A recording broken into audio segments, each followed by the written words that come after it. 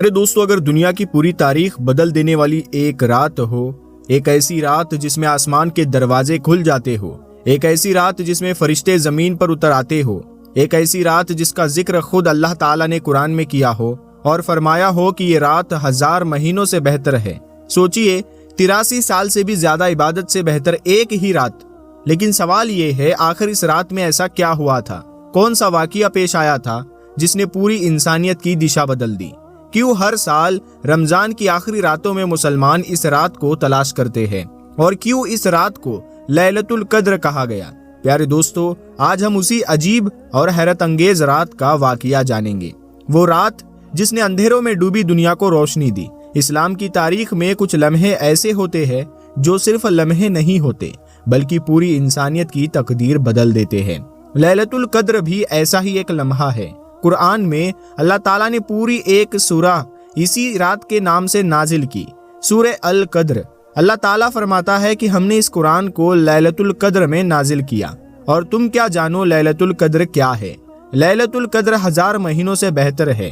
اس رات فرشتے اور روح اپنے رب کے حکم سے ہر کام کے ساتھ اترتے ہیں۔ یہ رات فجر تک سلامتی ہی سلامتی ہے۔ یہ آیت ہمیں بتاتی ہے کہ یہ کوئی عام رات نہیں ہے بلکہ اللہ کی خاص رحمت کی رات ہے۔ لیکن اس رات کی اصلی کہانی سمجھنے کے لیے ہمیں اس دور میں جانا ہوگا جب دنیا گمراہی میں ڈوبی ہوئی تھی۔ یہ مکہ کا شہر تھا، عرب کا ایک علاقہ جہاں لوگ سینکڑوں بتوں کی پوجا کرتے تھے۔ کعبہ جو حضرت ابراہیم علیہ السلام اور حضرت اسماعیل علیہ السلام نے توحید کے لیے بنایا تھا، اسی کعبہ کے اندر 360 بت رکھے جا چکے تھے۔ لوگ پتھروں کے سامنے جھکتے تھے، ان سے مدد مانگتے تھے، ان کے نام کی قسم کھاتے تھے۔ سماج میں ظلم بھی تھا، جہالت بھی تھی، کمزور لوگوں کو دبایا جاتا تھا، عورتوں کو حق نہیں دیا جاتا تھا، کبھی کبھی تو لوگ اپنی ہی بیٹیوں کو زندہ دفن کر دیتے تھے۔ شراب، جوا، قبیلائی لڑائیاں، یہ سب عام بات تھی۔ پوری دنیا اندھیرے میں ڈوبی ہوئی تھی۔ اسی شہر میں ایک شخص رہتے تھے جن کا نام تھا محمد صلی اللہ علیہ وآلہ وسلم۔ آپ صلی اللہ علیہ وآلہ وسلم بچپن سے ہی سچائی، امانت اور نیک اخلاق کے لیے مشہور تھے۔ مکہ کے لوگ آپ کو الامین کہتے تھے، یعنی بھروسے مند۔ لوگ اپنی امانتیں آپ کے پاس رکھتے تھے کیونکہ انہیں یقین تھا کہ محمد صلی اللہ علیہ وآلہ وسلم کبھی دھوکہ نہیں دیں گے۔ لیکن آپ صلی اللہ علیہ وآلہ وسلم کا دل اس سماج کی حالت دیکھ کر اکثر پریشان رہتا تھا۔ آپ سوچتے تھے کہ لوگ ایک اللہ کو کیوں بھول گئے ہیں؟ کیوں انسان پتھروں کے سامنے جھک رہا ہے؟ کیوں ظلم اور ناانصافی اتنی عام ہو چکی ہے؟ اسی سوچ کے ساتھ رسول اللہ صلی اللہ علیہ وآلہ وسلم اکثر مکہ کے قریب ایک پہاڑ کی طرف چلے جاتے تھے۔ اس پہاڑ کو آج ہم جبل نور کے نام سے جانتے ہیں۔ اسی پہاڑ پر ایک چھوٹی سی گوفا تھی جسے گوفائے ہیرا یا غار ہیرا کہا جاتا ہے۔ یہ گوفا مکہ سے تھوڑی دور اونچائی پر تھی۔ یہاں رسول اللہ صلی اللہ علیہ وآلہ وسلم کئی دن تنہائی میں گزارتے تھے۔ آپ صلی اللہ علیہ وآلہ وسلم غور کرتے تھے، عبادت کرتے تھے اور اللہ کی طرف دل سے رجوع کرتے تھے۔ کئی روایتوں میں آتا ہے کہ آپ صلی اللہ علیہ وآلہ وسلم اس گوفا میں رمضان کے دنوں میں تنہائی اختیار کرتے تھے، کھانا بھی ساتھ لے جاتے تھے اور کئی دن وہی رہتے تھے۔ پھر ایک سال رمضان کا مہینہ آیا، وہی رمضان جس نے بعد میں پوری امت کے لیے رحمت اور برکت کا مہینہ بننا تھا۔ اس رمضان کی ایک گہری رات تھی۔ مکہ کا شہر سو چکا تھا، پہاڑوں پر سناٹا تھا۔ گوفائے ہیرا میں رسول اللہ صلی اللہ علیہ وآلہ وسلم تنہائی میں عبادت کر رہے تھے۔ اچانک ایک ایسا واقعہ پیش آیا جس نے پوری انسانی تاریخ کو بدل دیا۔ اچانک گوفا کے اندر ایک مخلوق ظاہر ہوئی۔ یہ کوئی انسان نہیں تھا، یہ اللہ کا فرشتہ تھا۔ یہ تھے جبرائیل علیہ السلام۔ انہوں نے رسول اللہ صلی اللہ علیہ وآلہ وسلم سے ایک جملہ کہا، اقرا، یعنی پڑھیے۔ رسول اللہ صلی اللہ علیہ وآلہ وسلم نے جواب دیا، میں پڑھ نہیں سکتا، کیونکہ آپ امی تھے، یعنی آپ نے پڑھنا لکھنا نہیں سیکھا تھا۔ پھر جبرائیل علیہ السلام نے آپ کو اپنے سینے سے لگایا اور پھر چھوڑا اور پھر کہا، اقرا۔ رسول اللہ صلی اللہ علیہ وآلہ وسلم نے پھر وہی جواب دیا، میں پڑھ نہیں سکتا۔ تیسری بار پھر جبرائیل علیہ السلام نے آپ کو پکڑا اور چھوڑا اور پھر وہی حکم دیا، اقرا۔ اور پھر انسانی تاریخ کی سب سے پہلی قرآنی آیت نازل ہوئی، پڑھیے، اپنے رب کے نام سے جس نے پیدا کیا، جس نے انسان کو جمے ہوئے خون کے لوتھڑے سے پیدا کیا۔ پڑھیے، اور آپ کا رب سب سے زیادہ کرم کرنے والا ہے، جس نے قلم کے ذریعے سکھایا انسان کو وہ سکھایا جو وہ نہیں جانتا تھا۔ یہ وہی آیتیں ہیں جو سورہ العلق کی شروعاتی آیتیں ہیں۔ یہی وہ لمحہ تھا جب پہلی وحی نازل ہوئی، یہی وہ لمحہ تھا جب نبوت کا آغاز ہوا، یہی وہ لمحہ تھا جس نے پوری دنیا کا رخ بدل دیا۔ صحیح حدیثوں کے مطابق یہ واقعہ اتنا حیرت انگیز تھا کہ رسول اللہ صلی اللہ علیہ وآلہ وسلم گھبرا کر گوفا سے باہر نکلے اور جلدی جلدی مکہ کی طرف لوٹے۔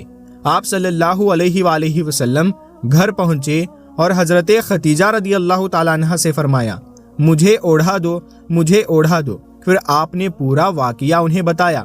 حضرت خدیجہ رضی اللہ تعالیٰ عنہ نے آپ کو تسلی دی اور کہا کہ اللہ آپ کو کبھی رسوا نہیں کرے گا، کیونکہ آپ رشتہ داروں کا خیال رکھتے ہیں، غریبوں کی مدد کرتے ہیں، مہمانوں کی عزت کرتے ہیں اور سچ کا ساتھ دیتے ہیں۔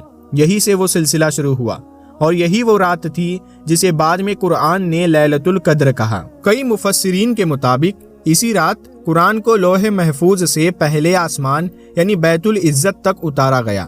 پھر اگلے 23 سالوں میں مختلف موقعوں پر رسول اللہ صلی اللہ علیہ وآلہ وسلم پر دھیرے دھیرے نازل ہوتا رہا۔ لیکن دوستو، لیلۃ القدر کی عظمت صرف اس لیے نہیں ہے کہ اسی رات قرآن کا نزول شروع ہوا۔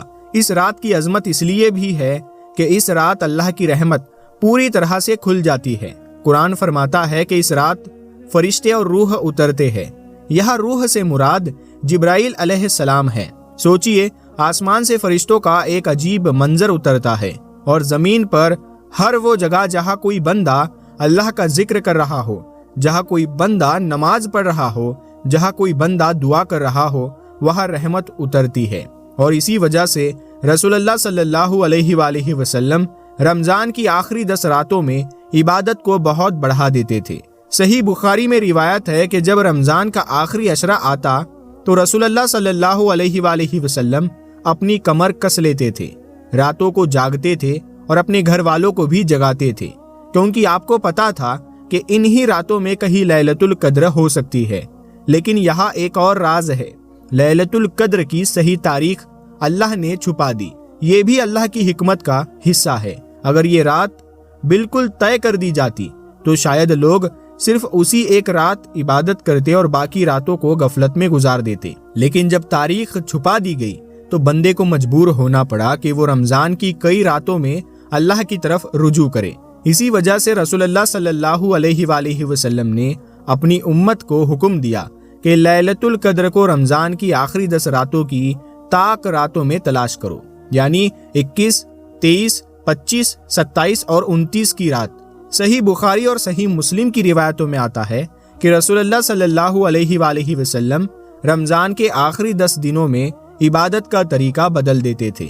آپ صلی اللہ علیہ وآلہ وسلم راتوں کو زیادہ دیر تک جاگتے تھے، نماز پڑھتے تھے، قرآن کی تلاوت کرتے تھے اور اپنے گھر والوں کو بھی جگاتے تھے تاکہ وہ بھی اس عظیم رات کی رحمت سے محروم نہ رہے۔ یہ وہ رات ہے جس میں اللہ کی رحمت زمین پر پھیل جاتی ہے۔ قرآن صاف طور پر بیان کرتا ہے کہ اس رات فرشتے اترتے ہیں۔ اللہ تعالیٰ فرماتا ہے کہ اس رات فرشتے اور روح اترتے ہیں اپنے رب کے حکم سے ہر کام کے ساتھ۔ یہاں روح سے مراد جبرائیل علیہ السلام ہے۔ اس آیت سے پتہ چلتا ہے کہ یہ رات آسمان اور زمین کے بیچ ایک خاص رحمت کا وقت ہوتی ہے۔ اس رات اللہ کے فرشتے زمین پر پھیل جاتے ہیں۔ کئی مفسرین بیان کرتے ہیں کہ اس رات فرشتوں کی بڑی تعداد زمین پر اترتی ہے۔ جہاں کہیں کوئی بندہ نماز میں کھڑا ہو، جہاں کوئی بندہ قرآن پڑھ رہا ہو، جہاں کوئی بندہ دعا کر رہا ہو، فرشتے اس کے پاس کھڑے ہو کر اس کے لیے رحمت کی دعا کرتے ہیں۔ سوچئے، ایک ایسی رات جب آسمان سے رحمت اتر رہی ہو اور انسان اپنے رب سے بات کر رہا ہو۔ پھر قرآن ایک اور عجیب بات بتاتا ہے۔ اللہ تعالیٰ فرماتا ہے کہ یہ رات سلامتی کی رات ہے، فجر تک۔ اس کا مطلب یہ ہے کہ پوری رات اللہ کی طرف سے رحمت، برکت اور سکون کا نزول ہوتا رہتا ہے۔ اس رات میں شیطان کا اثر کم ہو جاتا ہے اور بندوں کے لیے توبہ کا دروازہ کھلا ہوتا ہے۔ رسول اللہ صلی اللہ علیہ وآلہ وسلم نے اس رات کے بارے میں ایک اور بڑی خوشخبری دی۔ صحیح بخاری کی مشہور حدیث ہے کہ جو شخص لیلۃ القدر میں ایمان اور اجر کی امید کے ساتھ عبادت کرتا ہے اس کے پچھلے گناہ معاف کر دیے جاتے ہیں۔ سوچئے انسان پوری زندگی میں کتنی غلطیاں کرتا ہے، کتنے گناہ ہو جاتے ہیں، لیکن اللہ اتنا رحم کرنے والا ہے کہ ایک رات میں سب معاف کر سکتا ہے۔ یہی وجہ ہے کہ صحابہ کرام اس رات کو پانے کی بہت کوشش کرتے تھے۔ وہ رمضان کی آخری راتوں میں عبادت بڑھا دیتے تھے، رات کو جاگتے تھے، دعا کرتے تھے، استغفار کرتے تھے، کیونکہ انہیں معلوم تھا کہ اگر یہ رات مل گئی تو انسان کی پوری زندگی کا نقصان پورا ہو سکتا ہے۔ ایک بار ام المومنین حضرت عائشہ رضی اللہ تعالی عنہا نے رسول اللہ صلی اللہ علیہ وآلہ وسلم سے ایک بہت اہم سوال کیا۔ انہوں نے پوچھا، یا رسول اللہ صلی اللہ علیہ وآلہ وسلم، اگر مجھے لیلۃ القدر مل جائے تو میں کیا دعا کروں؟ رسول اللہ صلی اللہ علیہ وآلہ وسلم نے ایک بہت چھوٹی لیکن بہت گہری دعا سکھائی۔ آپ نے فرمایا، یہ دعا پڑھو، اللہم انکا عفو تحب العفو فاعف عنی۔ اس دعا کا مطلب ہے، اے اللہ تو بہت معاف کرنے والا ہے، معاف کرنا تجھے پسند ہے، اس لیے مجھے بھی معاف کر دے۔ یہ دعا ہمیں ایک بہت بڑا سبق دیتی ہے۔ انسان اکثر دنیا کی چیزیں مانگتا ہے، دولت مانگتا ہے، کامیابی مانگتا ہے، لیکن رسول اللہ صلی اللہ علیہ وآلہ وسلم نے سکھایا کہ سب سے بڑی چیز اللہ کی معافی ہے۔ اگر انسان کی مغفرت ہو جائے تو اس کی آخرت بھی بن جاتی ہے۔ اب سوال یہ ہے کہ لیلۃ القدر کی رات میں کون کون سے عمل کرنے چاہیے؟ سب سے پہلا عمل ہے نماز۔ اس رات نفل نماز پڑھنا، تہجد پڑھنا، قیام کرنا بہت افضل ہے۔ دوسرا عمل ہے قرآن کی تلاوت، کیونکہ اسی رات قرآن کا نزول شروع ہوا تھا۔ تیسرا عمل ہے ذکر، سبحان اللہ، الحمدللہ، اللہ اکبر اور استغفر اللہ پڑھنا۔ چوتھا عمل ہے دعا، اپنے لیے دعا کرنا، اپنے والدین کے لیے دعا کرنا، اپنی اولاد کے لیے دعا کرنا اور پوری امت کے لیے دعا کرنا۔ آج کی زندگی میں انسان بہت مشغول ہو چکا ہے، دن کاروبار میں گزر جاتا ہے، رات موبائل اور دنیا کے کاموں میں گزر جاتی ہے، لیکن سوچئے اللہ تبارک و تعالی ہر سال ہمیں ایک ایسی رات دیتا ہے جو 83 سال سے بھی زیادہ عبادت سے بہتر ہے۔ اگر کوئی بندہ صرف ایک رات بھی سچے دل سے اپنے رب کی طرف لوٹ آئے تو اس کی پوری زندگی بدل سکتی ہے۔ کئی لوگوں کی تقدیر اسی رات بدلتی ہے، کئی لوگوں کے گناہ اسی رات معاف ہو جاتے ہیں، کئی دل اسی رات ہدایت پاتے ہیں۔ اسی لیے جب رمضان کی آخری راتیں آئے تو انہیں غفلت میں مت گزاریے، شاید انہی راتوں میں لیلۃ القدر ہو۔ آئیے آخر میں ہم سب مل کر اپنے رب سے دعا کریں، اے اللہ ہمیں لیلۃ القدر کی رات نصیب فرما، اے اللہ ہمیں اس رات میں سچے دل سے عبادت کرنے کی توفیق دے، اے اللہ ہمارے گناہ معاف فرما، ہمارے دلوں کو صاف کر دے، اے اللہ ہمارے والدین پر رحمت فرما، ہماری اولاد کو ہدایت دے، اور اے اللہ پوری امت مسلمہ پر اپنی رحمت نازل فرما، آمین یا رب العالمین۔